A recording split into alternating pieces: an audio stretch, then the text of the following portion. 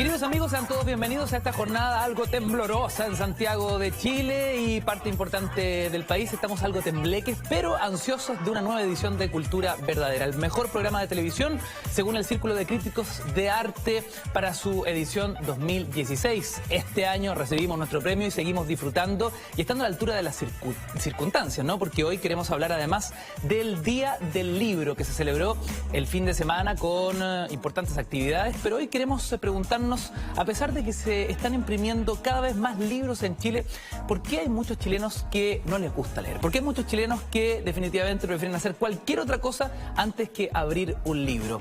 Se han roto algunas barreras y algunos fenómenos como los de Jorge Baradit son los que hoy día queremos entender. Noticia también del fin de semana. En las cárceles hoy se está leyendo a Condorito, 50 sombras de Grey y también a Jorge Baradit. Presento a nuestros panelistas, donde Jorge también es uno de los invitados. Parto presentándolo a él, escritor bestseller, autor de la saga Historia Secreta de Chile, con más de 180.000 ejemplares vendidos hasta ahora.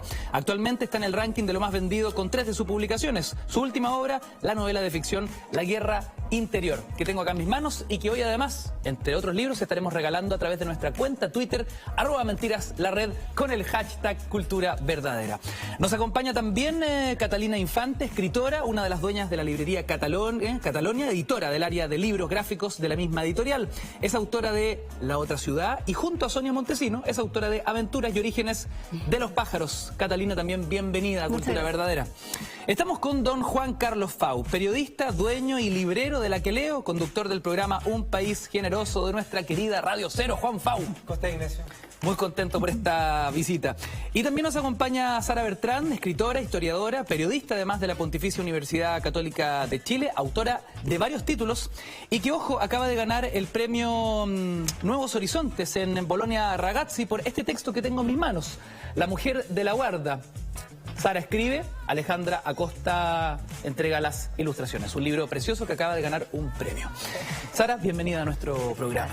Bueno, quiero partir con esta pregunta y este dato, ¿no? ¿Por qué a muchos no les gusta leer en Chile? Tengo acá una cifra que es tremendamente relevante para lo que hablaremos esta noche. Aumento de libros impresos en Chile.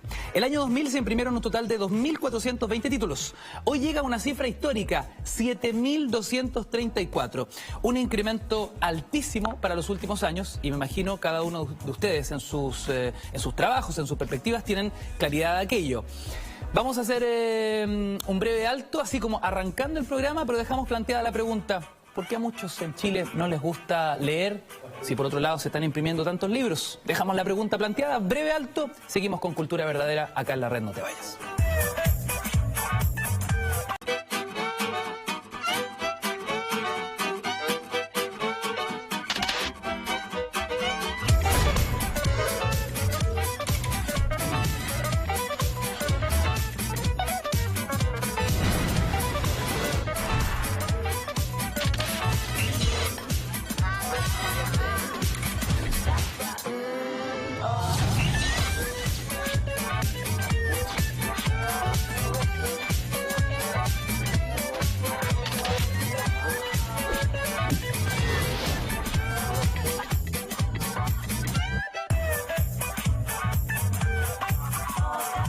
En Cultura Verdadera hacemos nuestra propia celebración del Día del Libro. Son las 22 horas con casi 15 minutos con un panel de expertos desde sus propias perspectivas. Hoy día queremos responder muchas preguntas. Y antes del corte nos preguntábamos: ¿por qué a muchos no les gusta leer si se están editando cada vez más libros en Chile?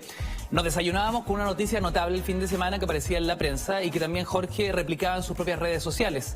En la cárcel hoy lo que más se está leyendo, el propio ranking carcelario, es Condorito, 50 sombras de Grey, y a Jorge Baradit, me imagino, con los 2 volúmenes de la Historia Secreta de Chile. Sí. Jorge, quiero partir por ahí, en un lugar donde uno desde afuera imaginaría que lo que menos se hace es leer como en una cárcel, sí, cuando entendemos un sistema carcelario totalmente mal administrado, colapsado, poquísimas posibilidades de rehabilitarse y reinsertarse a la sociedad. Pero se lee a Baradit ahí. ¿Cuál es la lectura que tú haces de ese dato duro? Bueno, es un mundo bien particular. Hace un rato atrás estuve haciendo un taller en la cárcel de Magallanes.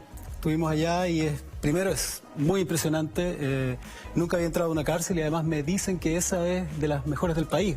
Se supone que deberían haber 500 presos, 500 internos y hay 300. Y lo que viví ahí fue una experiencia maravillosa, educativa, más para mí que para nadie más, y tenía que ver con la posibilidad que te da el libro de todos los clichés, viajar, conocer mundos distintos, la posibilidad de meterse en universos completamente distintos, y tiene que ver, en el caso de los presos, con la posibilidad de evadir, ¿no? Evadir el espacio en el que están, evadir los problemas que tienen. Cuando me dijeron, oye, haz que escriban cosas relacionadas con su mundo, cosas relacionadas con lo que le pasa. No. La conversación fue, por favor, todo lo contrario. Claro. Y partimos, hey, vamos a imaginarnos que están en un lugar que les parece bien. Vamos a cerrar los ojos y todos tienen un lugar donde arrancan. Ese bosque, la isla, la casa de la amiguita esa que te cayó bien, nos vamos a ir para allá. Y empezamos a diseñar un trabajo donde ellos se metieron en ese lugar, donde de pronto cuando estaba todo este universo fabricado, les dije ya, ahora pasa algo raro. Tiene que pasar algo raro, como que el helado se convierte en un alienígena. Como que se abre el suelo y es una boca. Y tú eres una lengua y te metes para cualquier cosa estúpida. Y se empezaron a matar de la risa, estuvimos 2 horas haciendo el taller, escribieron gente que no había... me senté al frente de alguien que me dijo, pero es que yo nunca he escrito. Yo le dije, ¿dónde quieres ir? Me gustaría ir a Italia. ¿Cómo te imaginas Italia? No tengo idea, no sé, imagínatelo. Y empezamos a conversar y el tipo se demoró 10 minutos en escribir una plana completa. Terminó y estaba fascinado. Te das cuenta que tenéis que soltarles ganchos, tenéis que romper ciertos prejuicios, y cuando se cortan esas líneas tenues que a veces nos amarran, los gallos se desbandan. La biblioteca estaba llena, los libros empezaron a volar, a pasar de mano en mano. Entendís que la lectura, la literatura, los libros en particular, esta cosa tiene una... vamos a llenarnos el cliché hoy día, pero tiene una magia, ¿no? Yo le explicaba a mi hijo cuál es la diferencia entre un libro y otras cosas. Y le decía, ¿cómo podéis meter una nave espacial, una galaxia completa, en tu pieza? Según un libro. Eso mismo les pasó ese día a ellos. Estuvieron en Italia, estuvieron en Júpiter, usando esta máquina, esta bicicleta que es la cabeza, junto con este paisaje que son los libros. Lo pasaron increíble. Y en 2 horas de forma lícita los lograste fugar. Eso era lo que más dejó contento a la gente de la cárcel, no sé cómo se llamará, al alcaide que estaba ahí, a los mismos gendarmes y a la gente que estuvo en la... ver que primero estaban todos callados, segundo, que estaban todos escribiendo, que no tuvieron esta actitud de, yo no pesco, ¿no? Todos se pusieron a escribir, todos fueron a tomar un libro para consultar y al final casi todos quisieron leer su trabajo. Que eso tú te das cuenta que en una escuela, en una universidad es difícil. Entonces, ¿quién quiere leer su trabajo? Nadie. Aquí yo. Empezaron a leerlo, se reían, se echaban bromas. Lo pasaron increíble. Terminamos y era... Gracias, ¿cachai? Gracias por esto. Con este caso que nos presenta Jorge Baradit, quiero hablar con los libreros del panel. Juan Fau y también la Cata Infante. ¿Por qué creen que a muchos no les gusta leer, entendiendo estos universos fascinantes que se pueden descubrir cuando el libro es preciso para ti y cuando lo tomas en el momento indicado, además, Cata? Bueno, yo creo que partir por la base que uno tiene derecho a que no le guste leer. También tampoco es que todo el mundo tenga que leer y a todo el mundo le tenga que gustar. De hecho, en ese ejercicio de libertad está quizá una de las primeras respuestas, ¿no? Porque claro, en nuestra educación formal nos obligan a leer. Claro. Porque es parte de un currículum escolar y viene la prueba y la coeficiente 2 y ahí se empieza a pudrir todo. Claro, ahí se rompe el vínculo un poco, porque el vínculo que uno tiene con los libros es algo muy emocional y tiene que ver con cosas que te pasan, que te vibran adentro cuando uno lee cierto contenido, entonces no funciona así a la fuerza. Entonces también hay libertad, hay gente que no le gusta leer, está bien.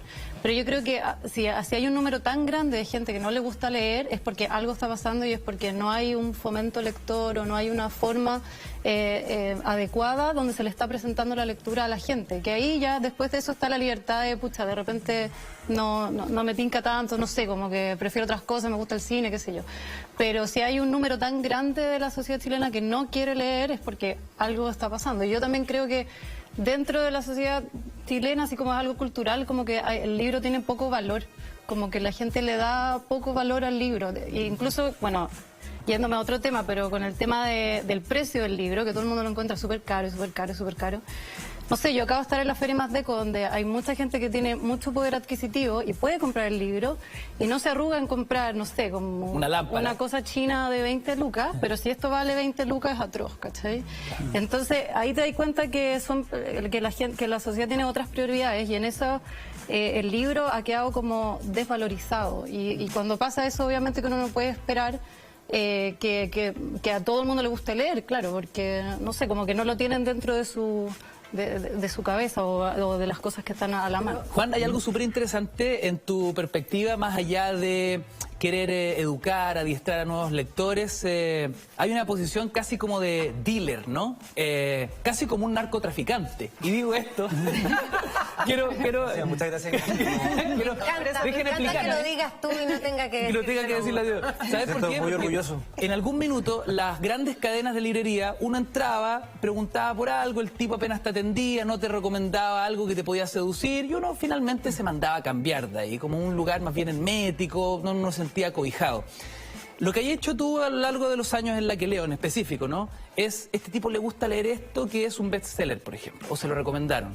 Le voy a recomendar esto otro que quizás lo puede cautivar más porque me picó que esto le podía gustar a este tipo. Y el tipo vuelve, y a los 2 meses vuelve y le recomiendas otra cosa, y lo haces parte de ese universo. Yo creo así que como la primera te la regalo y la segunda la tienes que pagar. Yo creo que se trata de asumir la pega con convicción. O sea, si fuera mi caso el ir a una cárcel, yo llevo Alcatraz, las 50 fugas más históricas de las cárceles más seguras del mundo. Con razón no te han invitado a... personas de una cárcel extrema, es como yo tengo que ir a venderles algo que podría interesarles a una cárcel. Y claro, siempre es provocador ofrecerles lo que están pensando. Es como, ¿qué necesitan estos gallos? Huir. Perfecto, tengo manuales. Y está novelado y son muy entretenidos. Pero esa es mi pega, esa es mi función. O sea, yo no pienso que haya gente que no le interese leer. Yo creo que hay gente que no encontró el libro que hizo el match, que te hizo el clic. La mayoría de la gente empieza a leer no porque tenga un afán por la cultura, por la literatura, sino que encontraron que... ¿Entretención? No, y puede ser mucho más lejos, puede ser pornografía, es como la memoria... no nos engañemos, todos los adolescentes que hoy día, que fuimos adolescentes y hoy día tenemos 40 años, leímos las memorias de una princesa rusa y fue nuestra aproximación a la literatura con mayor... erotismo. No, yo ahí No, discrepo y claro, profundamente. Yo creo que Memorias de una pulga... Memoria de una pulga también era el que venía. Sí. Pero era pornografía y era la manera en que nos volvimos adictos al objeto libro y de ahí entramos y empezamos a explorar otro ámbito de las cosas. Pero en general uno entra a los libros como por alguna necesidad, por alguna carencia, por algún dolor, y los libros, al igual que cualquier preso, como si todos fuéramos presos, en los libros encontráis siempre una llave, una salida, una escapada, un buen momento, un alivio. No necesariamente puede ser un buen alivio. Probablemente hay muchos libros que uno salga convertido en peor persona de la que era. Y yo creo que ahí hay un gran problema, que es el convencimiento de que los libros son buenos. Y lo plantean como un eslogan: lean porque es bueno, como que... no creo que sea el mensaje, no creo que ese mensaje es vacío, es... caricaturesco. No, es un lavado de imagen que ocupan ciertas corporaciones, mall, no sé, como que lean porque es como tomar leche. Y es como, yo conozco gente muy mala y son grandes lectores, o sea, como grandes psicópatas. Escrito, Juan Sí, Pablo, sí, por los supuesto. dictadores, las lecturas de los dictadores y de los grandes asesinos. Leer no te hace mejor persona. Leían lógico, leían Pero sí, muchísimo. te entrega un montón de herramientas y hace que las conversaciones del día a día sean mucho más agradables que con gente que no lee. Sara, ¿tu perspectiva respecto del mismo tema? Bueno, es que la verdad yo discrepo de todos, porque yo creo que la gente... Es que yo creo de verdad que sí leen. Y lo digo, yo tengo hijos adolescentes, leen muchísimo, no solo ellos, también sus amigos. Me toca hacer talleres a jóvenes, a mujeres. También hice un taller de literatura en la cárcel de mujeres. Yo creo que es Es algo muy publicitario, tanto así como lo que decía Fau, que encuentro toda la razón, esta propaganda de que leer es bueno, que todos leamos, me apesta. O sea, yo lo único que les digo cuando llego donde jóvenes, digo, a la literatura se entra por adicción. O sea, o tú eres un adicto fenomenal al libro que te convoca, o no leas porque va a llegar el momento. Yo creo que todos son lectores. Y hoy día, si tú te das cuenta, la gente está leyendo mucho y se utiliza el lenguaje, la palabra, para muchísimas cosas. O sea, hoy día tú estás tuiteando, estás escribiendo en Facebook, estás buscando información lectora en todos estos medios, en las redes. Entonces, yo creo que es la mentira más grande decir que la gente no lee. Lo que pasa es que no están leyendo quizás el libro impreso, este formato que es antiguo, y que es un formato que, a ver, este tipo de libro es un fetiche al final. La gente que es adicta a la biblioteca, yo hoy día tengo un problema. Yo tengo más libros de lo que puedo atesorar y voy a la feria y digo, no, tengo que comprar una nueva maleta para más libros que no sé dónde los voy a guardar. Entonces, la verdad es que si uno piensa, efectivamente, los jóvenes o los más jóvenes que yo, la están haciendo bien, porque están leyendo mucho en tablets, o sea, hay mucha información. Mira, había libros que yo tenía que ir a bibliotecas de Chuñungo, o sea, no sé dónde a buscarlo, y hoy día tú te metes a buscar y está esa información. Contra los poetas de Gombrowicz, ¿hace cuánto que los catalogaron? Millones, es un ensayo maravilloso. Y hoy día tú lo puedes encontrar en la red. Entonces yo creo que hay una cifra que se escapa, porque estamos midiendo como se medía hace, no sé, 3, 4 décadas atrás. Estamos desactualizados. Los voy a poner en aprietos, ya que me plantearon, y la Sara me decía, esto es una adicción. ¿Cuáles fueron los libros, o el libro que los convirtió en adictos a la lectura a cada uno de ustedes, y por qué? ¿Cuál fue esa historia que los convirtió en adictos? Piénselo, porque antes vamos a la nota de Cultura Verdadera, que justamente celebra el Día del Libro y responde planteando además varias de las preguntas que hoy nos queremos hacer respecto de la lectura en Chile. Miren.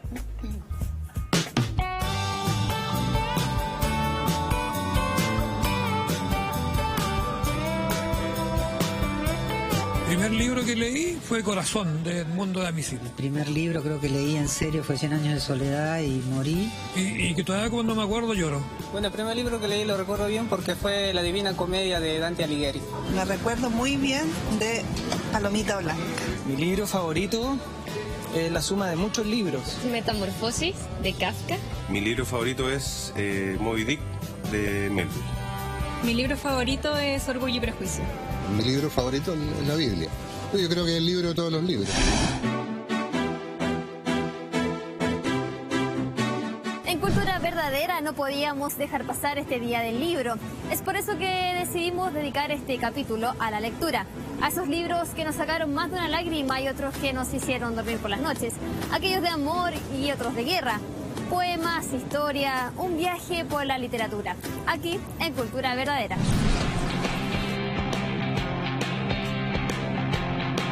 El libro que me marcó la infancia es Quijote.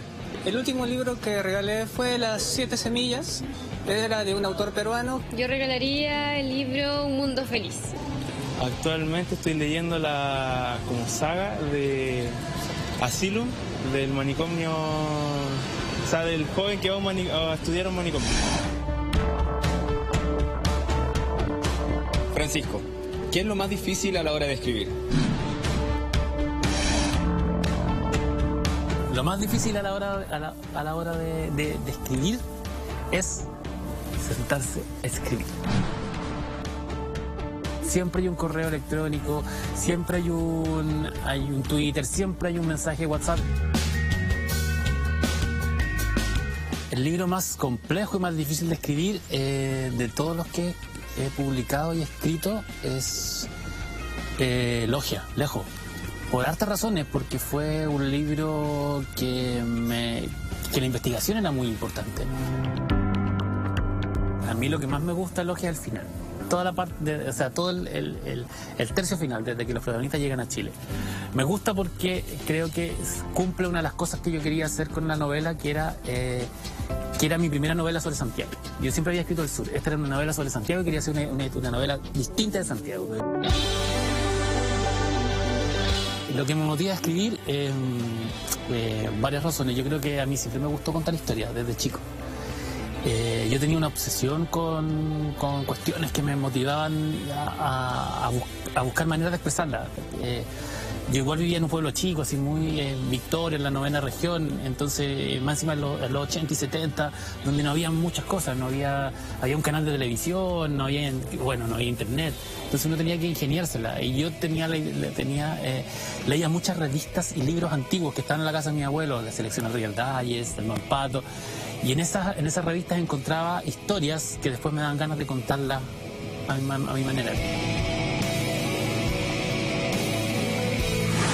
Este día se celebra desde 1926 para rendir un homenaje mundial al libro y sus autores. La fecha se escogió porque coincide con la muerte de dos grandes escritores, Miguel de Cervantes y Shakespeare, el 23 de abril de 1616. Sus obras siguen vivas. Por esta y otras razones fue que la UNESCO decidió decretar esta fecha como el Día Internacional del Libro. ¿Cuál es la realidad de Chile respecto a la lectura? Según un informe de la Cámara Chilena del Libro, en 2016 la publicación de libros digitales creció poco más de un 70%, mientras que la impresión de libros físicos llegó a más de 7.000 títulos, una cifra histórica si la comparamos con la del 2000, año en que se publicaron 2.420 títulos. ¿Aumento de la oferta porque efectivamente aumentó la demanda? Según una encuesta del Consejo Nacional de Cultura y las Artes, un 48% de los chilenos declara leer diariamente de 15 a 20 minutos. Esta misma encuesta demostró que el 88% de los niños entre 9 y 17 años leen a lo menos un libro mensual, versus un 44% de los adultos.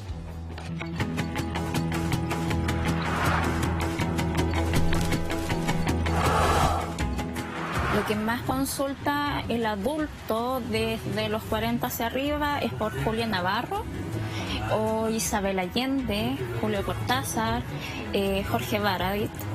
De ahí para abajo es todo bestseller. Lo que la gente más consume en este momento, o lo que más busca, son temas relacionados a la historia de Chile, particularmente dentro del formato de novelas históricas. Cierta cantidad de público también se muestra muy interesada en lo que viene siendo la divulgación científica. En especial textos que sigan como una trayectoria media biologicista sobre la evolución humana.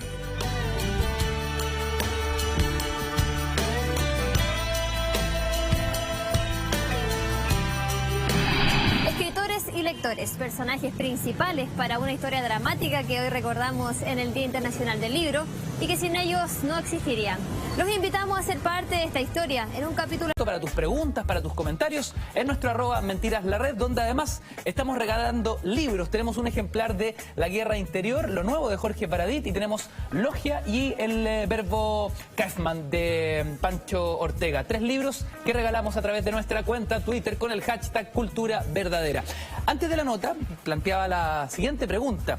Si coincidimos en que leer es una adicción y se entra desde ahí, ¿cuáles fueron las historias? O en específico, ¿cuál fue ese libro que a cada uno de ustedes les voló la cabeza? Les cambió la vida y los convirtió en lectores, por gusto, por placer, no por obligación o por un requisito académico. Sara, parto contigo, ya que tú pusiste la adicción en la adicción sobre la mesa. Bueno, pero el drug dealer está allá, así que a mí me dejan la adicción y a él le dejan la droga a la mesa.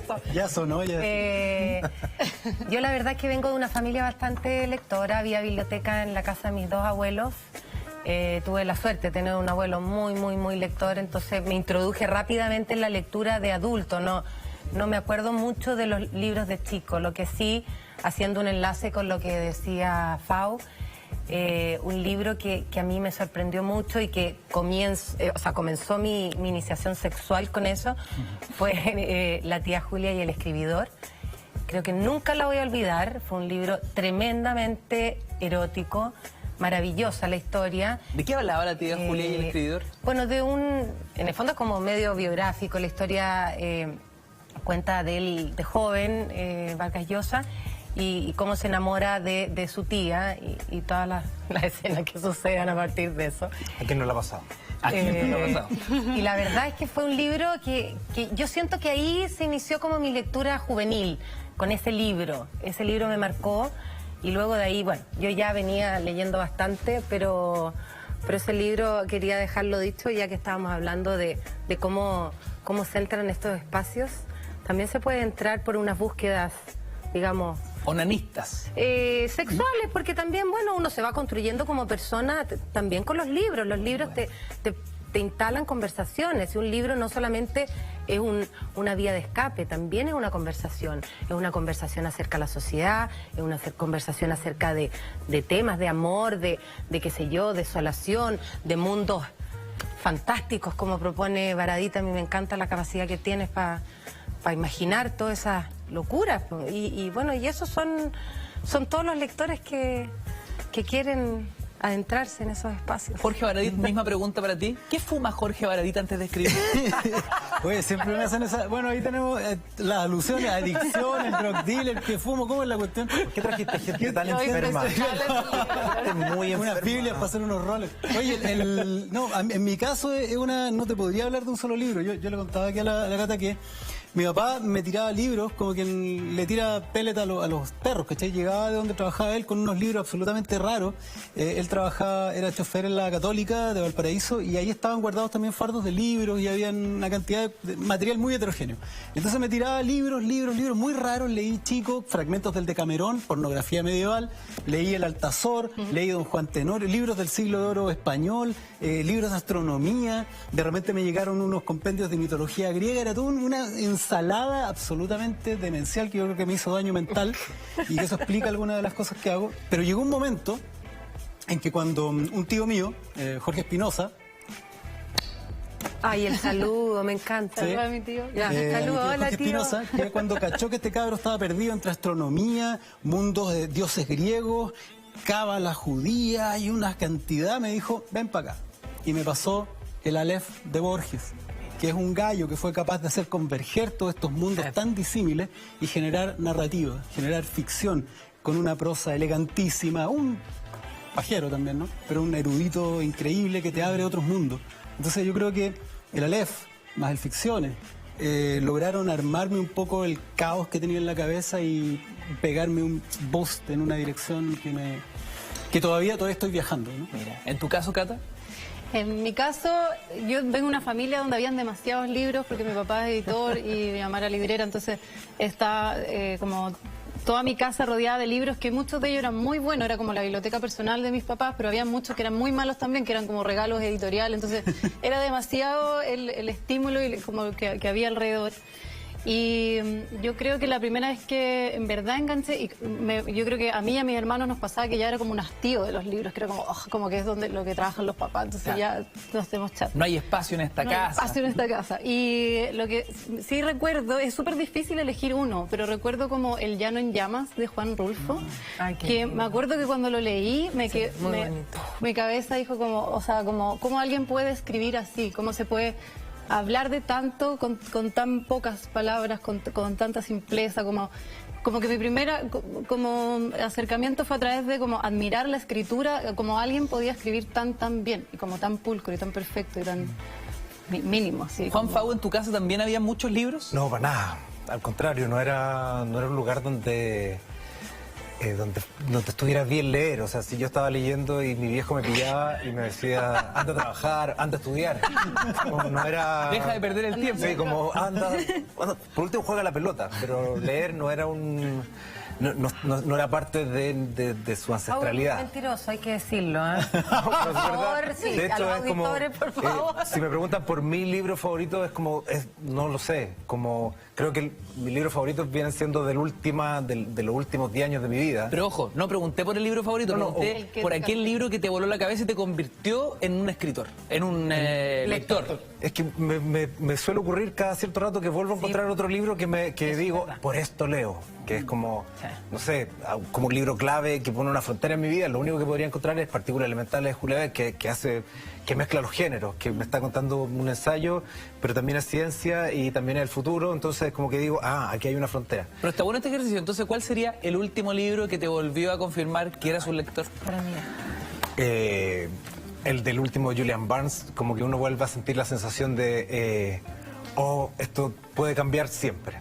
que se llama El ruido del tiempo, que es una biografía en primera persona de Shostakovich. El ruido del tiempo. El ruido del tiempo. Porque así aprovechamos de recomendar libros, si este es un ejercicio encubierto que un estamos tipo contemporáneo se mete en la cabeza del compositor ruso en la época de Stalin, en primera persona, y te cuenta cómo era Unión Soviética en ese momento, desde el punto de vista de un privilegiado que podía viajar a Londres y decía, oh, qué rico, tienen N autos y se los pueden comprar todos, pero yo llego a mi país y puedo casarme 6 veces y nadie se enoja. Y me puedo casar con la hermana de mi exmujer y no es el drama. Pero los otros asumen que la libertad es otra cosa. Pero como que volviendo a la historia, yo cuando estaba chico, en mi casa en el baño estaba el de Wayne Dyer. Tu zona de errónea. Tu zona de errónea. Y yo creo que buena parte de la familia se sanó gracias a ese proceso. Y que yo creo que esos libros que están en el baño son en buena parte la construcción cultural de este país. Ahora, claro, esos libros quedan así como que nadie se los lleva, que van quedando ahí y al final todos van pasando y se transforman en el tema de conversación de la familia, que es como los hijos no le pertenecen a sus padres. Y así como, ¿y dónde sacaste eso? Está en el baño. El libro del baño, página 54. Claro, como, no te victimices, son tus problemas, no los nuestros. ¡Wow! Entonces, a partir de ese tipo de cosas uno va construyendo y de ahí pasa ahí al Profeta y pasa ahí a El mundo feliz de Huxley y empieza a crecer y tu cabeza empieza a engordar y yo creo que ya que es lo más entretenido, que uno más viejo empieza a disfrutar cuando el párrafo es cada vez más perfecto y ahí uno se encuentra así como, claro, las cosas que Stoner, que uno se deslumbra, Richard Yates, y que claro, que uno necesita haber gozado o haber pasado por una serie de pasos para encontrar que esa oración era impecable. Claro, oye, recordemos, paréntesis, ahora dame un segundo porque estamos regalando a través de nuestra cuenta Twitter, @mentiras_red, con el hashtag Cultura Verdadera, 3 libros. Paso a presentarles el menú de regalo para ustedes. Jorge Baradit con La Guerra Interior, su último texto. Tenemos también Logia de Pancho Ortega y además este otro superventas de Francisco Ortega, El Verbo Kaufman. Fenómenos literarios en Chile. Qué momento para poder hablar de aquello. Hablemos de Baradit como si no estuviera acá. 180.000 copias vendidas. Quiero partir con los libreros, ¿no? ¿Cómo ustedes leen el fenómeno Baradit? En algún momento Jorge lo dijo. Dejamos de leer autoayuda y empezamos a leer sobre nuestra historia de Chile. Un giro interesante. Otros dirán, sí, pero ahora también estamos leyendo sobre cocina. Se edita un libro de cocina, no sé. Da la sensación que uno a la semana, es una cosa de locos. No, pero yo creo que el tema de la historia llegó así... ¿Para quedarse, Cata? Sí, para quedarse. Si tú te fijas ahí en el ranking, no solo Baradit, también... Está una librería en Berlín, ¿cómo se llama? Una librera en Berlín. Una librera en Berlín, lo trajiste. Bueno, que también así es una novela histórica. No sé, El veterano de 3 guerras, que ahora también, que Luxix lo sacó como a la fama también. Es como un tema que está interesando mucho y eso es bueno, encuentro yo, ¿no? Como si lo estás leyendo, está en la cárcel, yo encuentro que eso sí que es el mejor premio que te pueden dar. Así. ¿Qué pasó, Juan Fau, con Jorge Baradit, que luego de haber editado muchos libros, es un escritor que tiene varios volúmenes ya, algo pasó con esto, con este libro en particular? Yo creo que el premio, uno tiende a creer que Baradit acertó con una clave y yo creo que lo de Baradit es mucha pega. Es como los 3 libros anteriores, los 4 libros anteriores fueron aprendizaje, fueron exploración, y de repente dio con algo que todo el mundo necesitaba.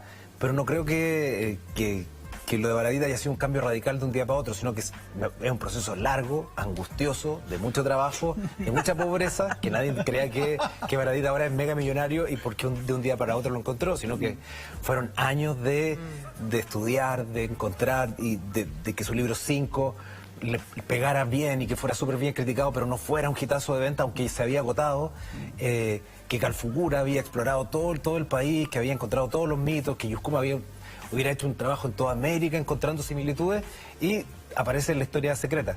Pero claro, es un proceso acumulativo de mucho trabajo que claro, alguien podría imaginar que cualquier persona puede llegar y se planta un hit y se hace millonario. Es como, no. Y tiembla. Está Claro, temblando. Está temblando un poquito acá, se mueven los focos y todo, pero estamos acostumbrados. Porque es acá, el no hay ningún fenómeno de extranjero Baradit. que vive un movimiento telúrico acá, ¿no? Era como el punto final. Oye, Baradit, hablamos del fenómeno de venta y pues se pone hasta temblar. No, fantástico. ¿Qué dice el principal aludido de esta parte de la conversación? Bueno, ¿Por qué crees tú, Jorge, que lograste en algún minuto dar en el clavo, léase poder estar en el momento preciso y lugar indicado de lo que la gente quería leer, de lo que la gente quería explorar, conocer? Mira, esto le hemos dado 1.000.000 de vueltas porque, como dijeron los Beatles, si descubriéramos la receta pondríamos 4 chascones a ganar plata, ¿cachai? Y entonces hay mucho análisis detrás. Yo creo que el primero tiene que ver con un momento histórico. Cuando nosotros escribimos, cuando digo nosotros me refiero a la editorial, a Penguin Random House y a Gonzalo Eltech en particular, el editor, cuando conversamos, el mito dice que querían que me integrara a Penguin y yo les decía, sabéis que yo no voy a escribir ficción porque estoy muy cansado, Yoskuma me drenó y me dejó hecho pelota. Y me dijeron, oye, pero hagamos algo con algo que a ti te guste, y conversamos y la propuesta fue historia. Yo soy un enamorado de la historia de soy cabro chico. O sea, esta investigación me ha tomado toda la vida, no es una cuestión reciente. Como dice Fau, es una investigación de siempre.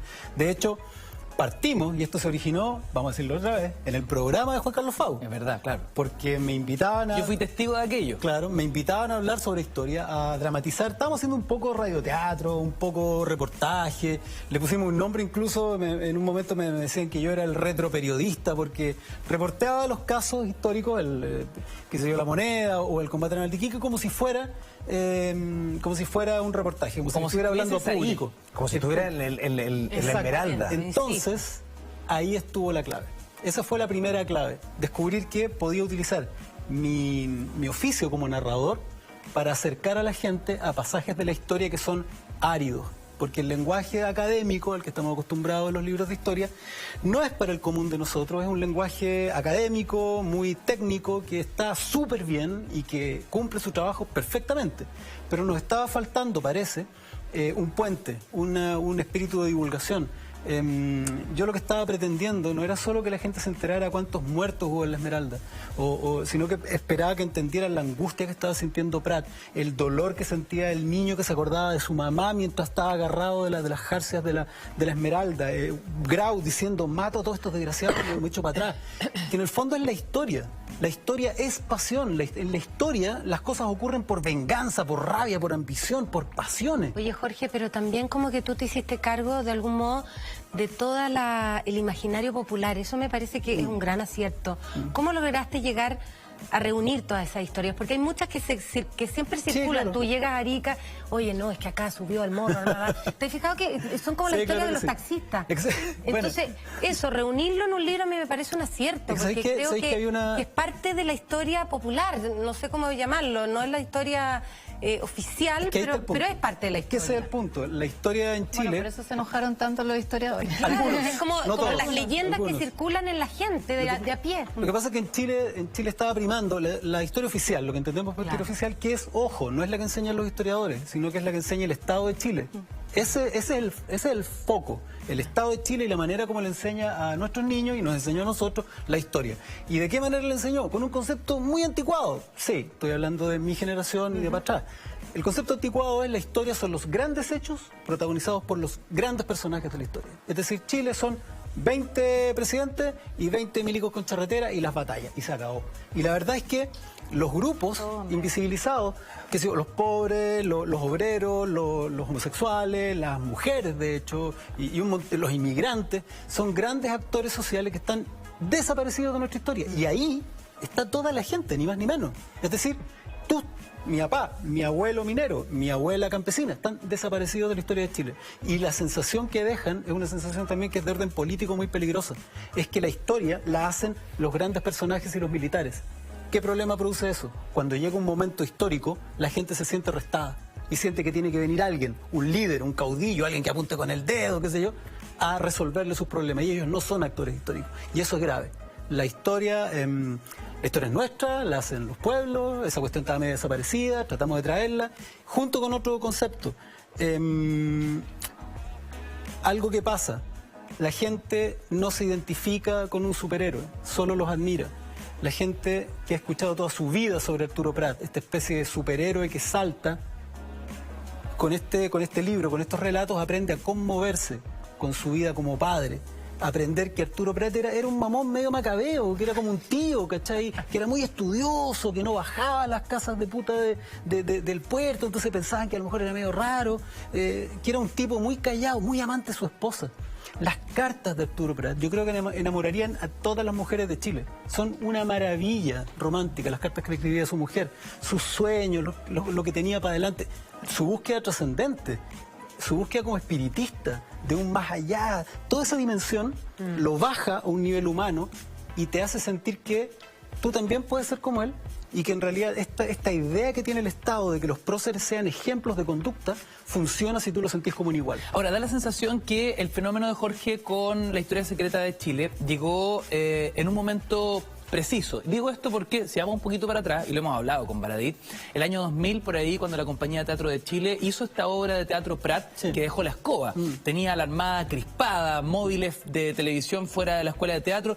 Era un examen de título. Nunca jamás para una obra de teatro, de un examen de estudiantes, había generado tal repercusión. El termómetro, programa en vivo, con gráficos, respecto de si esto era una herejía a los próceres de la patria o no.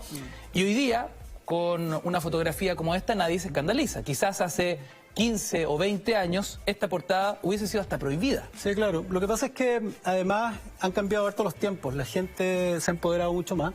Las redes sociales y la participación ciudadana ha hecho que las personas se sientan con la libertad de opinar, se sientan con la libertad de sentirse protagonistas también. Y son ellos los que blindaron este libro.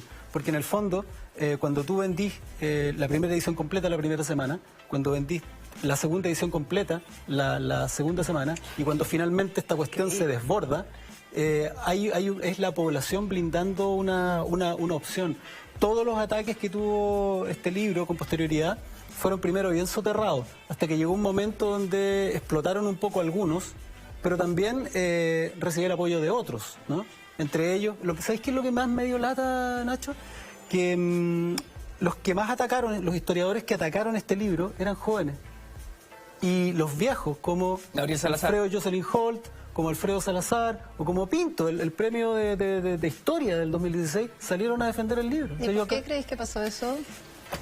Bien fregado. Yo creo que los más jóvenes se equivocaron. Ellos pensaron que yo estaba intentando escribirle su suplantar, o ¿cómo se dice cuando tuvo una profesión? Cuando tú, ¿no?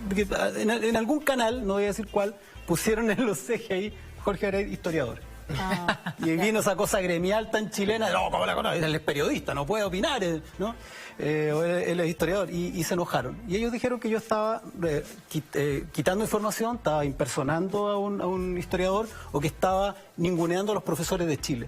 Y la verdad es que todo eso era mentira. Primero, eso lo hizo Facebook, ¿no lo hiciste tú? Bueno, además yo lo que estaba, una cosa que fue un fenómeno de post-verdad, Jorge Baradit. No, la gente entendió, las personas al comprar el libro y al defenderlo, entendieron que esta cuestión no era ni más ni menos que un puente. Yo no hago más pega que la divulgación. Yo estoy haciendo divulgación. Y desacralizar la historia. Un poco también, pero mira, ¿por qué no narrarla? Este es mi caballito de batalla para explicar la cuestión.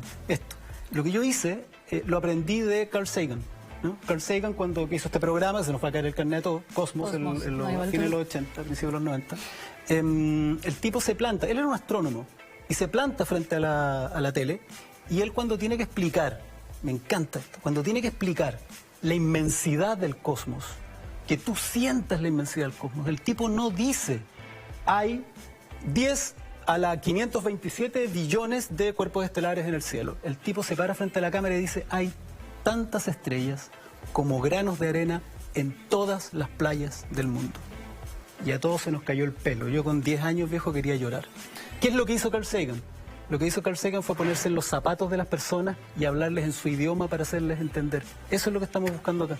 Cuando hablamos de fenómenos literarios, también tenemos que hablar de Francisco Ortega. ¿Qué significó Logia y por qué cree Juan Carlos Fau que esto se convirtió en uno de los libros más leídos en Chile?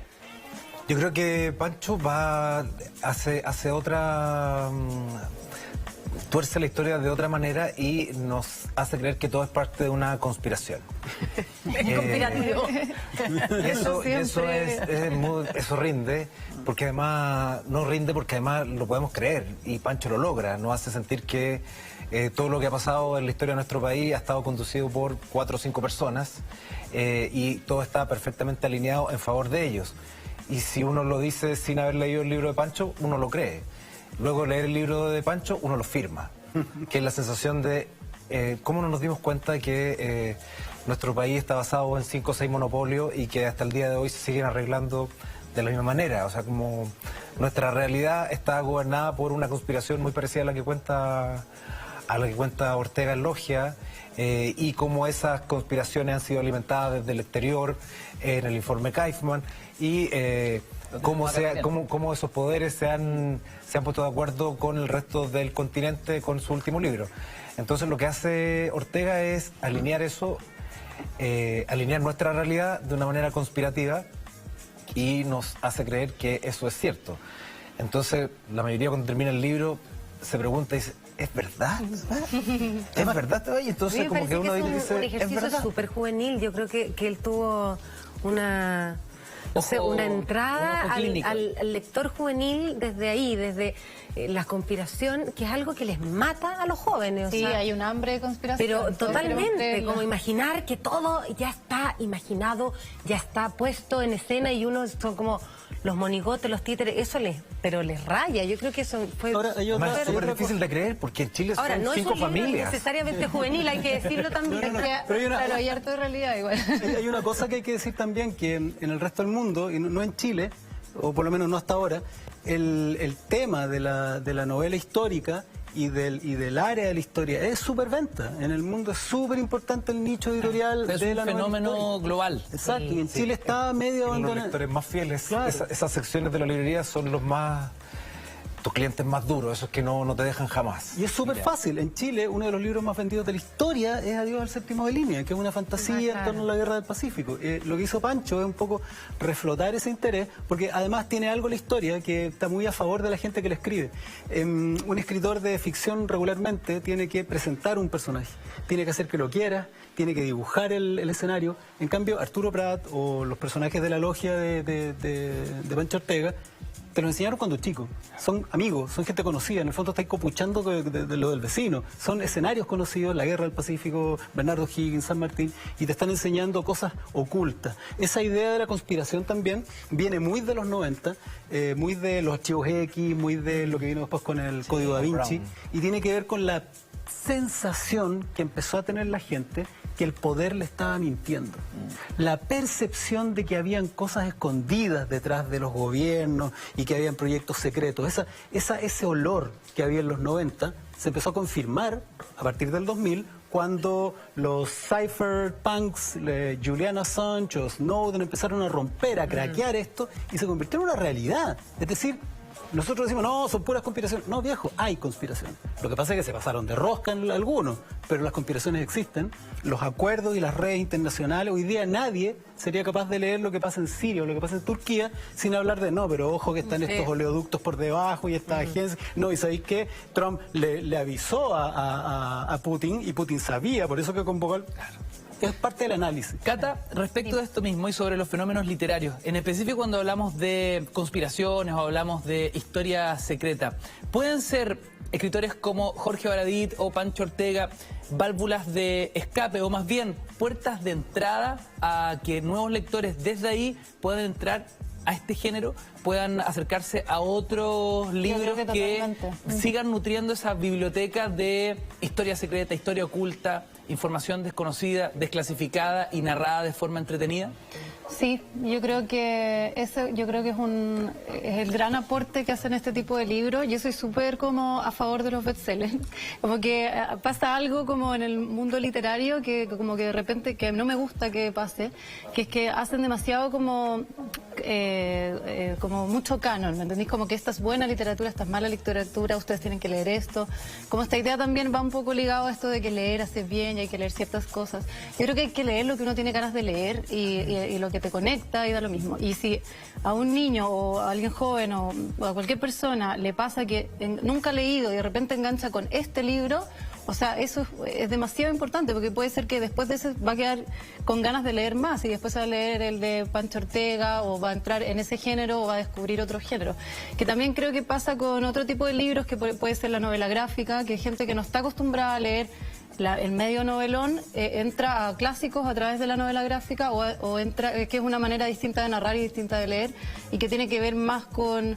No sé, ahora la gente joven tiene demasiados estímulos y está demasiado ligado a lo visual, entonces es una herramienta también para introducir a los libros, digamos. Súper interesante la conversación a esta hora de la noche, son las 11 en punto, hacemos un breve alto y seguimos con más cultura verdadera. Concursa, aprovecha en este ratito porque estamos regalando estos increíbles libros para ti a través de nuestra cuenta Twitter. Aquí los tengo, aquí te los presento, ya somos Trending Topic en Twitter, vamos y volvemos. Seguimos al aire en Cultura Verdadera, un tweet con el hashtag Cultura Verdadera. Somos segundo trending topic en Chile después del hashtag terremoto. Esa onda nos ganó el terremoto. Dice así: Cultura Verdadera, ya tengo linterna, muda de ropa y agua. Me falta un libro para tener todo mi suministro de primera necesidad. Porque hablamos de literatura, hablamos hoy del Día del Libro con 4 capos, como decía Olea en otro tweet. Oigan, bueno, interesante lo que significa entrar, la puerta de entrada de un libro como La Historia Secreta volumen 1, La Historia Secreta de Chile de Jorge Baradit, o por ejemplo alguno de los textos de Pancho Ortega. En la librería que leo, ¿dónde uno puede encontrar desde esta puerta de entrada el paso siguiente? Es decir, si te gustó Baradit, si te gustó Ortega, ¿con qué debiese seguir ese lector deseoso de más? Juan Fau, lo mismo en Cataluña. Resulta gracioso que es como que los libros se ordenan casi mágicamente, como que uno dice, el librero, no. Pero claro, uno encuentra los de Baradit, encuentra los de Ortega y encuentra los de Carlos Basso, como en el mismo, el Código América, el Código Chile, como que se agruparan por sí solos, como que ahí están juntas las patas, entonces como que la gente fácilmente dice Código Chile, Código América, si ya leía Ortega, si ya leía Baradit, puedo seguir por ahí. Y a continuación en la mesa vienen otras sugerencias que a veces no son directamente el género de la conspiración, pero sí son propuestas que son relativamente atractivas y que tienen algún gancho. Como por ejemplo este que llegó de Guillermo Arriaga, que se llama El Salvaje, que tiene que ver con conspiraciones, pero en México. Arriaga, en México sí que es un Juan, ahí está, la cámara. Claro, aquí acá, conspiraciones son más sanguinolientas. Sí. Arriaga es el creador del guión original de Amores Perro, que después se transformó en libro. Que mira, qué buen dato. La gente piensa que fue al revés, y no, fue guión y luego fue libro. Y lo que hace ahora es construir una novelota gigante sobre la historia de un tipo que le matan a toda su familia y comienza a vengarse. Uno de los hermanos que matan era su hermano gemelo. Y relata lo que significa ser un hermano gemelo, que uno cree que es ese acto bondadoso de compartir una misma bolsa desde que fueron engendrados. Y no, es la historia contraria de dos personas que nacen luchando por comer, nacen peleando, nacen sacándose la cresta, y en algún minuto uno de los dos desaparece cuando son adultos. Pero te mata toda esa imagen romántica de los gemelos conectados, sino que son personas que nacen luchando por comida, esencialmente. Gran historia de Arriaga. Yo creo que es súper importante, ¿sabéis qué? Voy a ver a los Power Peralta de otra forma a partir de hoy. Sí, la gente piensa que se aman. Lo que está diciendo Fau es que en el fondo me gustaría rescatarlo desde el lado de la escritura. Es que los libreros son súper importantes en la cadena que se arma entre el escritor y el lector, porque al final es una persona que lee bastante, la Cata, Fau, están leyendo, le están llegando las novedades. Es tu mediador, claro. Pero es un muy buen mediador y a mí me parece que es peligroso en Chile, sí, diría que es peligroso en Chile el estado de las librerías y el poco valor que se le otorga a la figura del librero. El librero uno lo ve en todas partes de Europa, y en Colombia, en Bogotá, para qué decir, en México. Son importantes mediadores y son además con un gusto especial. O sea, uno entra a una librería y tú tienes un tipo de literatura, entras a otra y otra. Y eso es muy interesante, tú saber que puedes ir a la librería tal y te vas a encontrar con, no sé, libros de música, libros, en esta otra libros, novelas románticas, la otra más tirado a los cómics. Creo que es importante que reivindiquemos y sí cuidemos a nuestros libreros. Yo diría que eso sería muy bonito en este Día del Libro o post celebraciones del Día del Libro, decir gracias libreros. Gracias, libreros. Lo necesitamos. Oye, Cata, en tu caso, si esta fue la puerta de entrada, ¿qué recomendarías tú? Mira, voy a entrar con las mujeres porque no hemos hablado de autoras mujeres. Sí, bueno, así que recomendaría La Patria de Cristal de Elizabeth Subercasó, obvio de Editorial Catalonia, y que acaba de salir. Y que también. Está por ahí dando vuelta, ¿no? Para que lo podamos mostrar. No lo sé si está por ahí. En algún lugar está. Es una historia novela. Ahí lo muestra Jorge. Mi modelo. Sí, porque me lo mandó con una dedicatoria muy bonita, Elizabeth, y de verdad es una tremenda novela. Así que yo la recomiendo también. Es una historia novelada, o sea, sobre la historia de Chile, como del siglo de la independencia, y está la historia de O'Higgins, de Isabel Riquelme, y es una forma también de acceder a la historia, es la misma pega que hace Baradit en el fondo. Paréntesis, la autora va a estar entrevistada en Entrevista Verdadera este próximo día viernes, para que puedan conocer más acerca de su y la otra trabajo es a las 9 de la premio... noche acá en la red. Perdón, ¿qué tiene? No, por favor. La otra es la premio Nobel Svetlana, nunca la sé pronunciar. Alexievich. La guerra no tiene rostro de mujer. La guerra no tiene rostro de mujer. ¿De qué trata ese libro? Son la recopilación de entrevistas que ella hizo a las mujeres que pelearon en la Segunda Guerra Mundial, que es algo que no todo el mundo sabe, pero hay muchas mujeres del ejército soviético. Sí, Una soviética. pega rudísima. Sí, y es como uno siempre tiene la imagen, o sea, la historia contada de los hombres sobre la guerra, y esta es la historia de las mujeres sobre la guerra, que es otra percepción totalmente distinta, así que esa es mi recomendación. Oye, hablando de la perspectiva femenina e incluso maternal, la mamá de Dave Grohl, el Foo Fighters ex Nirvana, acaba de sacar el libro, que me pareció notable, entrevistando a mujeres, madres de estrellas de la música. Buenísimo. ¿Cómo es la perspectiva materna de engendrar un hijo que primero le pegaba unos tarros ahí en el garage de la casa y se convirtió en una estrella, en un referente, en un ícono, incluso en una leyenda? Está súper interesante eso, escrito por Trending Topic en Twitter con el hashtag Cultura Verdadera, en el @MentirasLaRed. Me gusta esto de la puerta de entrada para nuevos autores y nuevos libros. Sara, en este caso, tú te acabas de ganar un premio con este libro que podríamos catalogarlo como una novela gráfica, ¿no? Está dentro de esa categoría. Novela ilustrada. Novela ilustrada. ¿No es lo mismo una novela gráfica que una novela ilustrada? No es lo mismo. Ilústrenme para yo aprender. A ver, ¿tenemos acá una novela gráfica o no? No, yo no vi. Yo no traje nada con vos. Pero bueno, una Mocha novela Dick gráfica. de Ortega es una novela gráfica. Exacto. Ya. Es un cómic, Es es un un cómic con una historia autoconclusiva, con un estándar de calidad mayor al usual. Claro. Pero Esta es está una en la línea novela del cómic, eso le interesa. Claro, claro. Una novela que se le hizo unas ilustraciones.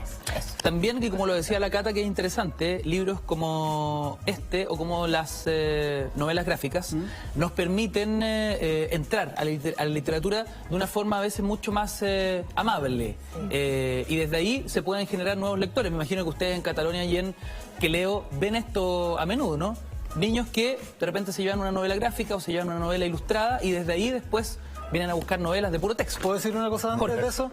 Me siento profundamente ofendido por esa definición. ¿Por qué? No, porque encuentro que la novela gráfica, como te decía, es un oficio. El guionista de novela gráfica y el dibujante de novela gráfica es un tremendo oficio de una enorme complejidad. Con un desarrollo de la secuencia, de la ilustración, del dibujo, de la síntesis, del trabajo, en muchos sentidos tremendamente complejo. Y yo creo que estoy seguro, es algo per se. No es un paso previo a la lectura de un libro de verdad. Sí, yo creo que los que compran, claro, es un tip, es otro formato. Es otro género. Lo que pasa es que te acercas a los libros de otra manera, quizás estás llegando a otro público que no lee otro tipo de libros, pero yo creo que los que entran en una novela gráfica después van a comprar más novelas gráficas, se quedan en ese formato. Ahora, yo no creo que no son mundos binarios. Es como, si leen novelas gráficas, no leen novelas tradicionales. Sí, claro. Cruzan la frontera, sobre todo los más jóvenes, no tienen problemas con esa dualidad que nosotros pensábamos. Por ejemplo, Hugo Cabret, que debe ser de las novelas gráficas más interesantes, es cuando la ilustración suple al texto. Que en definitiva, si tú pierdes una hoja de ilustración, no comprendes la siguiente. Claro, no, en este caso fue distinto porque son complementarias. Se hizo la novela así, porque es una historia bastante dura. La relata una niñita pequeña, el contexto de esta novela, en donde no se nombra, es la dictadura de Chile. Déjame mostrarle. Entonces, niños que están en una casa, un poco abandonados por sus padres, los padres un poco catatónicos, no se sabe por qué esa parte de los silencios que se producen en las narraciones infantiles, en el sentido que la niñita no tiene cómo explicar por qué no está su papá y por qué el papá falla y por qué se cae, pero se subentiende que son padres abandonadores, la mamá acaba de morir, y entonces era una historia muy dura y la editora decidió que llevara ilustración para hacerla un poco más amable. En este caso sí fue una decisión editorial por el tono del relato. Que eso es distinto, como dice Jorge, que en el fondo una novela gráfica es un oficio y hay un guión que se trabaja durante miles de años y uno puede ver, de repente hay que hacerle ajustes. O sea, Lola Larra trabajó al sur de la Alameda de una manera y después tuvo que cambiarlo porque llegaban estas viñetas. O sea, es un trabajo que es muchísimo, uno lo ve como fácil de leer, te lo lees en 2 segundos. Yo tengo niños jóvenes, entonces leen mucho cómics y por Dios que lo leen rápido, pero el trabajo que hay detrás son 4 años. Es muy años, difícil, es muy complejo. Sí. Yo publiqué una novela gráfica y claro, fueron 2 años de trabajo con el gran Martín Cáceres. Y con respecto a eso, préstame el libro, déjame hacerlo a mí. Yo le quiero mandar un beso y un saludo tremendo a la Alejandra Costa, a la Ale, porque es una tremenda profesional. No va a ser ni el primer ni último premio que va a obtener, ojalá con la Sara al lado, porque de verdad ella es increíble. Jorge, mira, tengo acá el ranking. Esto como que en los programas de política que siempre aparece el panelista como con un documento que deja la cagada. Aquí está. Este es el ranking de lectura, el más reciente. En la categoría de ficción, en la posición número 3, está La Guerra Interior de Jorge Baradit, que es su último libro. Y te quiero preguntar, Jorge, porque además estamos regalando tu último trabajo, La Guerra Interior. ¿De qué se trata esto? ¿Y qué significa para ti, después de La Historia Secreta 1 y 2, haber vuelto un poco al origen, ¿no? Sí. Al origen de tu literatura. La Guerra Interior es un libro que salió de la nada. De nuevo hay que agradecerle a Gonzalo Eltech, el editor de Penguin, que me sacó del baúl la posibilidad de tomar todos mis cuentos que están desperdigados por páginas web que ya están cerradas, por revistas antiguas, y tratar de lacear a todos estos monstruos, a todos estos bicharracos que me salen de la cabeza y meterlos en esta caja, ¿no? Para que griten ahí y peleen adentro. La Guerra Interior es un poco un bestiario de conceptos, ideas medias dementes que he estado desarrollando desde que empecé a escribir, que no fue hace mucho. Yo empecé como a los 33 años, 32, 33 años a escribir. Nunca fui joven promesa. Siempre fui un escritor viejo, con cana. Y en el fondo es una oportunidad también, hay que decirlo, entre Historia Secreta de Chile 2 e Historia Secreta de Chile 3, sacar esto como para decir, hey, también escribo ficción, por si les gusta, por si les interesa. Y el vínculo común que tiene, porque de repente me dicen, oye, ¿cómo estos mundos tan esquizofrénicos, no? Una pura realidad y esta cosa ficticia que están rayadas. Y la verdad es que el suelo común que comparten es Historia de Chile, es memoria. Lo lanzó la Nona Fernández, que es mi escritor chileno favorito, y lo digo así para que no lo confundan con que ella es mi escritor chileno favorito. Tuve el honor que ella lo lanzara y lo mencionaba, esto tiene que ver con la memoria, con la pérdida de la memoria, con un país donde hay una pelea por la memoria, donde hay gente que dice que las cosas ocurrieron de una manera y hay otra gente muy poderosa que dice que ocurrieron de otra. Hay una pelea por nuestra sanidad mental como país que se está peleando en el área de la historia, y un poco esa es la guerra interior, es la guerra interior de un país, la guerra interior de una persona. ¿Y cuál es la modalidad? Ya encontré la forma de escribirlo, es como darle un LSD a Sergio Villalobos y que se ponga a escribir sobre la historia de Chile. Van a salir unas cuestiones rayadas. Oye, pero la portada del ilustrador también, por favor, porque es muy impactante. Esto lo estamos regalando, se va autografiado. Es que mira esto, por favor. Siempre he querido trabajar, siempre he tratado de acompañarme o de pedir que viajen conmigo a grandes ilustradores chilenos. He trabajado con Martín Cáceres en Policía del Carmen, qué sé yo, y acá le pedí a un tremendo artista chileno, artista con mayúscula, Claudio Romo, de la Universidad de Concepción, que es gigante afuera, ¿no? Él hizo la portada y va a empezar a hacer las portadas de todos los libros mío. Se van a reeditar todos. Mira. Sí, y él va a ser... O sea, esta portada uno la abre y de verdad que es una obra, ¿no? Jorge, vamos a hacer un breve alto y a la vuelta no solo seguiremos hablando de La Guerra Interior, que es tu último libro, sino que además le quiero pedir a cada uno de nuestros panelistas que nos digan cuáles son sus escritores chilenos imprescindibles, los que todos debemos leer antes de morir. Hacemos un alto, cultura verdadera. Somos Trending Topic en Twitter. Vamos y volvemos. Son las 11 de la noche con 30 minutos, cultura verdadera a través de las pantallas de la red. Somos Trending Topic en Twitter, lo más comentado de las redes sociales, para hablar del Día del Libro, nuestra propia celebración con un panel de expertos esta noche y una mesa llena de buenos libros. Estamos regalando además textos en el Twitter con el hashtag cultura verdadera. Por supuesto, el comentario, el más jugoso, ¿no? El que uno diga, este merece ganar, se lleva estos dos textos de Pancho Ortega y lo nuevo de Jorge Baradit, que se llama La Guerra Interior. Todos los textos autografiados, por lo menos los de Baradit, porque no tenemos a Pancho Ortega hoy para que pueda autografiarlos. Pero el texto de Baradit, esperemos, Jorge, que se va con la rúbrica, se va con la millonaria. Antes del corte yo les preguntaba acerca de su propio ranking personal. ¿Cuáles son los autores chilenos que para ustedes son imprescindibles? Esos que hay que leer antes de morir, además de Jorge Baradit, que hoy nos acompaña. No sería feo dejarlo fuera del ranking, no se nos vaya a sentir nuestro panelista, ¿por qué ¿no? tenemos que morir? Partamos por ahí. Claro. O ¿cuándo voy a morir? Sí, claro. Sara, ¿cuál es tu podio, tu top 3? A ver, a mí me gusta ¿Y por qué? mucho, Por supuesto, me interesa saber eso. Igual que Jorge, aquí a mi lado, a quien quiero mucho.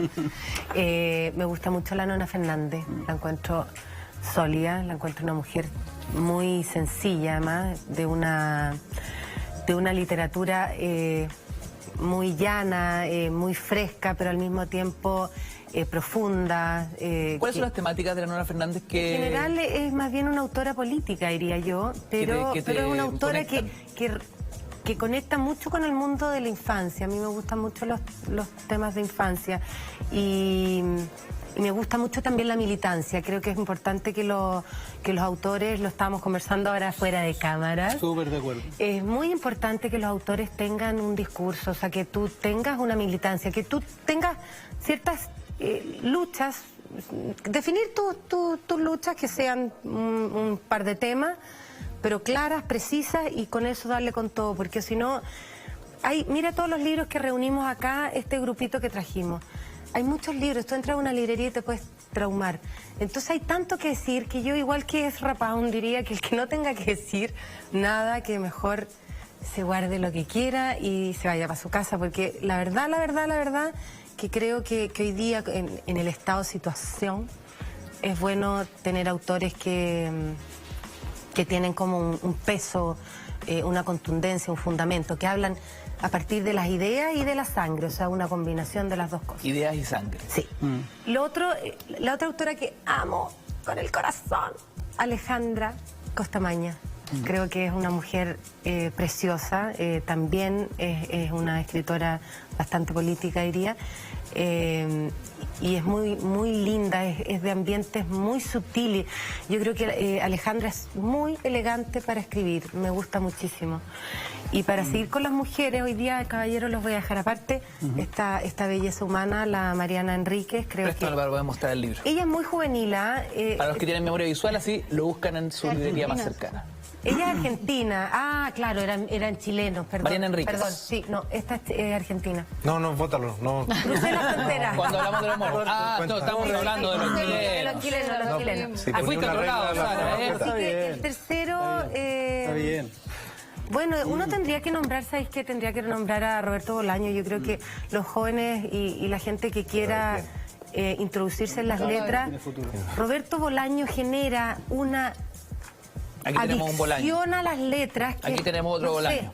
Yo creo que el día que lo leí yo dije, yo lo único que quiero es escribir, o sea, esa fue la sensación. Partí por Estrella Distante y de ahí el mundo Bolaño es una locura. Esa está buena. Y quiero cerrar contigo esta parte, Sara. Mucho se habla de Bolaño y quienes se quieren iniciar en Bolaño, ¿por dónde deberían partir?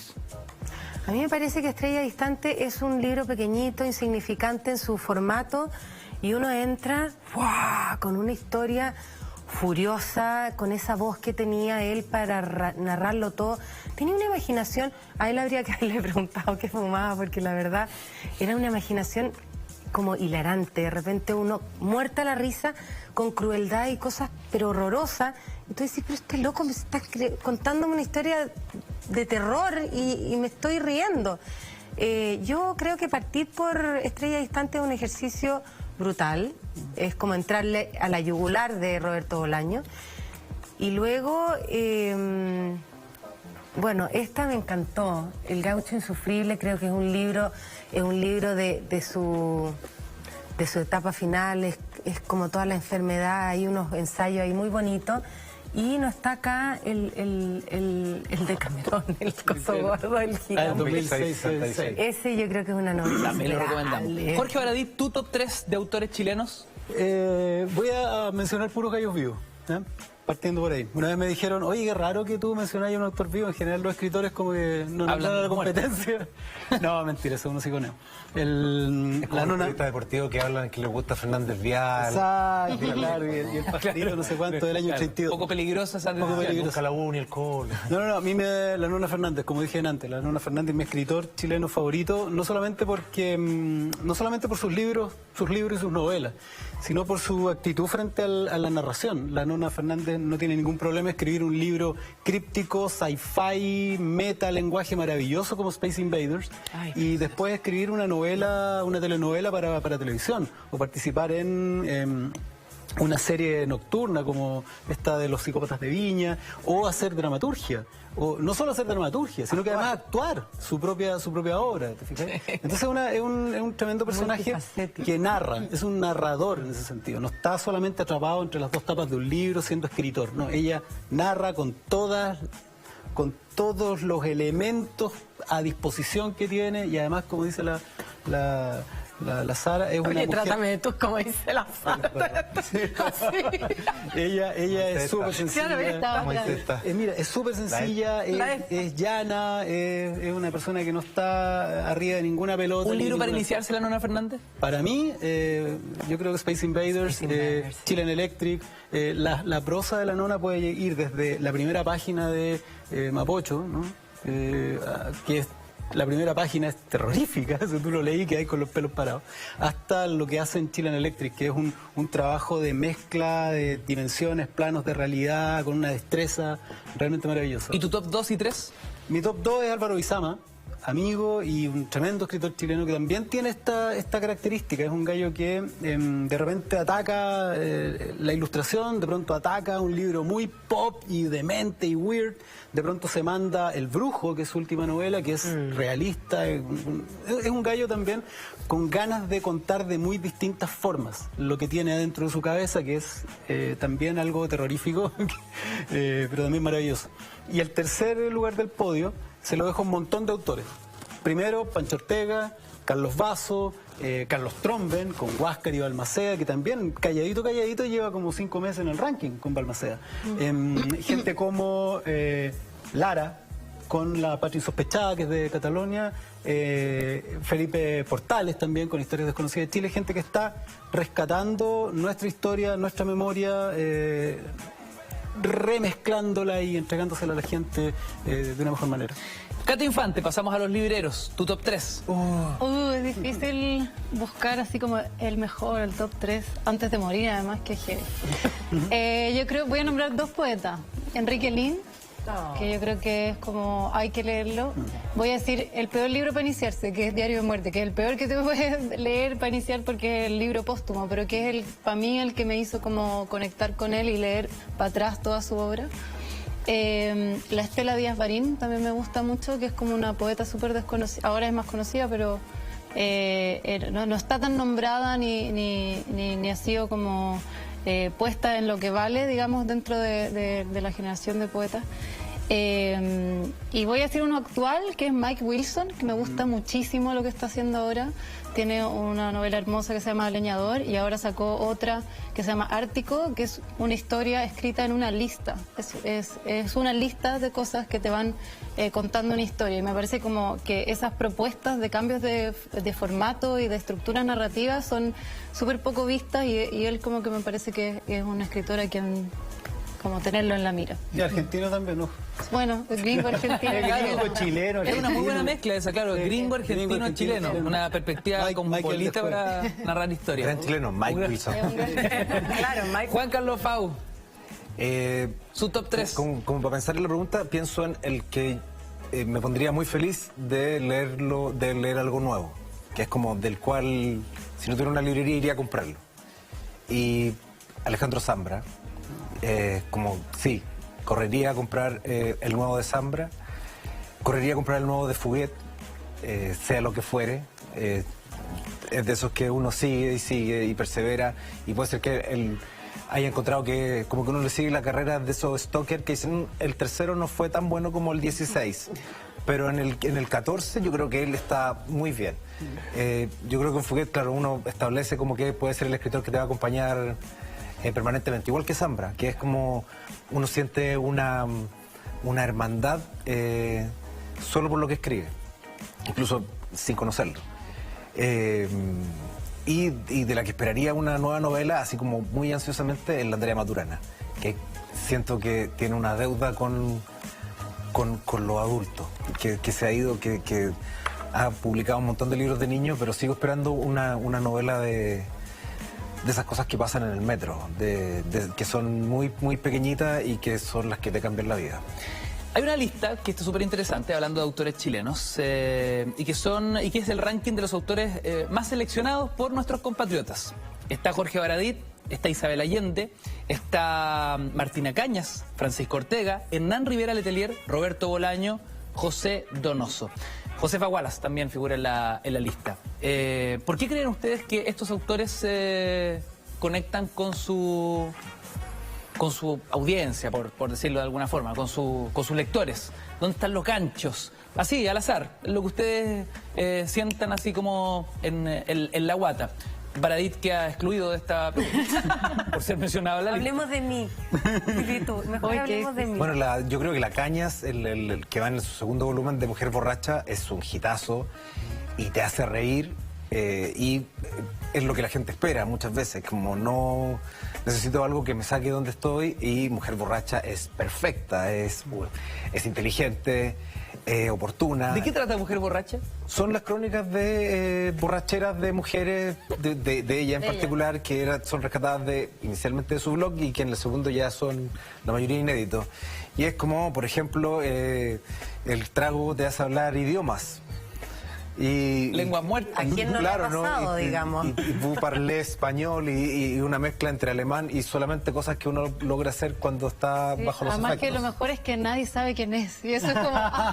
O sea, puede ser cualquiera. Puede ser cualquiera de tu anónimo, amiga. claro. No se sabe quién es la persona que está detrás de este seudónimo. Está bien escrito y probablemente, claro, el año pasado debe haber sido de los libros chilenos más vendidos. Silenciosamente, claro, porque es anónima, uno no la puede traer acá y entrevistarla, entonces... De hecho, la hemos invitado y no ha querido venir. Triple le ofrecimos máscara, le ofrecimos ese pixel como de marginalidad, de reportaje televisivo de los 90. Pasamontaña. Nada, claro, ha logrado además que ese anonimato te provoque más ansiedad, como ¿quién será? Porque además está bien escrito. No es la fiesta permanente, sino que también tiene su caña moral, que es su bajón, entonces uno reflexiona, pero el otro día... Vamos de nuevo. Es gloriosa. Y el resto yo creo que, claro, pasa por los lugares que hemos explorado recientemente, como recuperar la historia, la entretención, la diversión. Quiero proponerle un tema polémico. Youtubers convertidos en fenómenos literarios. ¿Qué visión tienen de esta nueva literatura que emana desde Internet casi como un gancho comercial agregado? Hoy día leía que el mismo Germán Garmendia, que no solo ha escrito libros que han sido muy vendidos, ahora quiere ser músico. Está vendiendo tickets para un show con su proyecto, que lo hace con su hermano, para el Teatro Caupolicán, un lugar donde hay bandas que esperan toda su vida para llenar ese recinto. Germán Garmendia, a la primera, lo más seguro que ese recinto se ha llenado por él. Para algunos puede significar envidia, para otros un juicio a la calidad musical o artística del personaje. Lo que sea, en específico los libros, ¿cómo ustedes sienten estos fenómenos, ¿no?, de youtubers convertidos en escritores superventas? Yo tengo una anécdota. Ustedes lo consideran. Califiquemos y analizamos. No, eso no es literatura. Oye, que Yo quiero decir una sola cosa. Vamos de uno. Danos orden. Claro, porque yo no hablé en la anterior. Sí. No, pero yo quiero decir... yo no hablé en la anterior. No, quiero decir una sola cosita antes. Los libros no son un espacio sacrosanto, los libros no son algo. Los libros son una plataforma, son un formato. Es como el cine. En el cine hay películas pornográficas, está Bergman y también está Star Wars. Y también el libro es un formato, puede aguantar cualquier cosa, la verdad. O sea, Bolaño, Los fusileros de Cristóbal Peña. Si nos dejaste callado, pues no, pero, eso era el final, bueno, era la conclusión. Perdón. Queríamos pelar primero. Claro, Jorge, ¿qué onda? Espera, el dato duro. Denme un segundo. Quiero ir con los libreros del dato duro. ¿Cuánto se venden los libros de los youtubers? ¿Qué tan rápido se venden? ¿Quiénes los consumen? ¿Son realmente un fenómeno o, es que dentro de, o estoy equivocado? Claro, es que dentro de mi librería, claro, obviamente que venden un poco más, pero tampoco es que haya fila de gente que vaya a comprar, quizá porque no es el público. Pero sí, lo veo en las ferias del libro, que las filas más grandes son las de los youtubers más que los de los escritores. Igual eso a todos nos es como, wow. O sea, tienen que tener como escolta, ¿entendís? Como organizar las filas. Eso nunca ha pasado en una feria del libro, absurdo. Y solo pasa porque hay un youtuber. ¿Cachai? O sea, los rockstar hoy en las ferias de libros. Bueno, un poco. Igual, claro, igual hay otros fenómenos como la joven Yaloca, que ella también es una rockstar y hace literatura así como y escribe increíble y todo. Pero bueno, yo también estoy un poco, Pero que paréntesis, joven Yalocada, que antes fue una película, pero mucho antes fue un blog o un fotolog. También viene desde internet. También viene de internet, sí. Ahora nosotros hemos percibido una dificultad, entendiendo que claro, llega Villeta, que tiene 20 millones, y no chiste, tiene 20 millones de seguidores en Twitter y publica su primer libro y hit. Inmediatamente la editorial publica un segundo volumen de Villeta, que le va más o menos. Y al año siguiente publican un tercer libro de Villeta con unos anteojos 3D y no pasa nada. Entonces empezamos a descubrir, cuando hacemos la devolución de los libros que no se vendieron, que así, con el mismo éxito que vimos del primero, con la misma velocidad desaparece. Y que tiene que ver probablemente con la misma velocidad con la que se vive en redes sociales, que es con la misma intensidad que te aman, cuando ese mismo público madura, y hablo de madura, en vez de 13 cumplen 14 años y se avergüenzan un poco de haber sido adoradores de Villeta y lo aniquilan. No, Villeta ya fue. Entonces es muy... hemífera. Es muy etéreo el fenómeno youtubers y que nos hemos empezado a dar cuenta que la velocidad de los libros es distinta a la velocidad de los fenómenos de internet. Entonces, lo bien que le puede ir en un momento, al otro día puede ser un tremendo fracaso editorial. Y ahora se empieza a notar cuando las bodegas de las editoriales empiezan a acumular las devoluciones y como mamá, quiero ser youtubers, Villeta 3 con los anteojos 3D que no vendieron ni uno.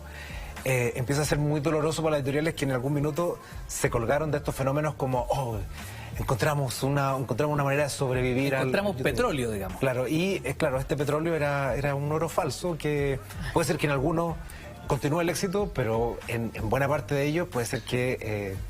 lo encontremos rápidamente en salto. Sí. Sara, lo calificaste como una anécdota. Me gustaría que desarrollara un poquito eso. Porque... No, era un pelambrito, po. Pelambrito. Pero es que después Jorge me entró en razón, si es verdad. El libro pero espera, desahoguémonos, porque quiero ponerme en el pellejo del escritor. Que después de trabajar duro durante años, sacar libros, llega a esa feria en Chile, en Buenos Aires, en Colombia, donde sea, en Perú, va a Lima, y de repente, ¿qué pasa? Acá una fila gigante, guardaespaldas, y llegan unos rockstars que son los youtubers. ¿Es un golpe al ego? No. No creo que los escritores es escriban como por ser el mundo al revés. ¿Qué pasa? ¿Qué le pasa a un mi escritor anécdota era nada que ver con eso. Fenómeno youtuber. A ver, escribe la verdad, Baradit podría sentir un golpe al ego. Yo sería una loca de mente de patio si sintiera un golpe al ego, porque la verdad que no vendo ni un dedo meñique de lo que vende Baradit. Así que no espero nunca ninguna fila ni nada. No, pero no estoy hablando de venta. Estoy hablando de la anécdota que yo te quería contar en torno a los escritores que han dedicado su vida a aquello. Resulta que el año pasado Germán fue invitado a la feria de Colombia, a Bogotá. Y entonces Bogotá es una feria, la Filbo, en donde el promedio de público son 90.000 personas. Es importante, sí. 2 estadios nacionales, ¿cuántos son? ¿O 3? Sí, 2 del nuevo. Imagínate la cantidad de gente que va. Y se compran muchos libros. Entonces el día que invitan a Germán se venden con anticipación todas las entradas. Se agotan. Pero resulta que eran 50.000 personas que iban a ver a este personaje y él estuvo, no sé, 5 o 6 horas firmando y después dijo ya no puedo firmar más. O sea, evidentemente, pobre hombre no iba a firmar 50.000 libros. Entonces muchos chiquitos quedaron con sus libros en la mano, todos arrugados por las horas de espera, no pudieron firmar los libros y quedaron todos indignados. Entonces yo voy para una festival literario un mes después de esta feria y todos, la chilenita. La chilenita amiga de Germán. La chilenita no sé qué. Por el solo hecho de ser chilena, ya era amiga de Garmendia. O sea, odio pero parido, porque encontraron que ese día fue el día que menos libros se vendieron en la feria del libro de Bogotá, porque después se enteraron, 50.000 de las entradas habían sido para este fenómeno. Es un fenómeno, es un... Yo hubiera puesto una franja a tu libro, La amiga de Germán Garmendia. No, además que te digan chilenita me da...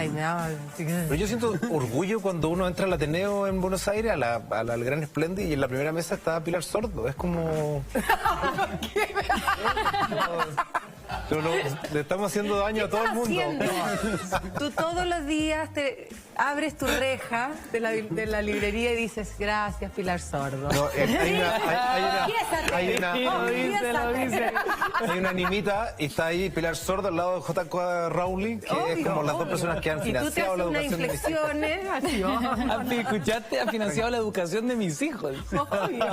Le agradezco todos los días. Ahora los otros fenómenos, hoy día todo el mundo preocupado de la alimentación saludable, nuevas dietas, nuevos métodos. El método Gress, por ejemplo. Súper polémico porque muchos discuten, crispados los nutricionistas, los nutriólogos. A nivel de ventas, el método Gress se ha convertido efectivamente en un fenómeno. La gente que nunca compra libros llega directamente solo a buscarlo a él.